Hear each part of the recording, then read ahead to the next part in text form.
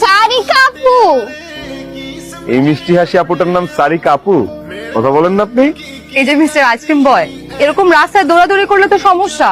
আপনার যদি তাড়া থাকে আপনি একটা রিক্সা নেন, অথবা একটা মোটর সাইকেল নেন, অথবা সাইকেলে করে যান। কিন্তু রাস্তায় এরকম দৌড়াদৌড়ি করলে তো জনসাধারণের সমস্যা হয়, তাই না? যখন শুনছি বন্ধু হাসপাতালে, আর দেরি করিনি, খাবার টেবিলের থেকে ওটা দৌড় দিছি। এক মুহূর্ত অপেক্ষা করা উচিত না। মানে কাপড়ের যে অবস্থা। আজকাল ড্রাইভারকে ভাব দেখছো?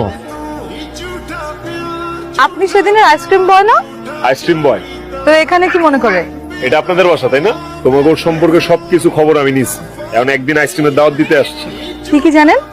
2 বোন, বাবা মা, বাড়ি চাঁদপুর। আপনি 3rd ইয়ারে পড়তেন, কিন্তু এখন আপাতত পড়াশোনা বন্ধ আছে। ঘটকের কাছেও তো এত ইনফরমেশন থাকে না।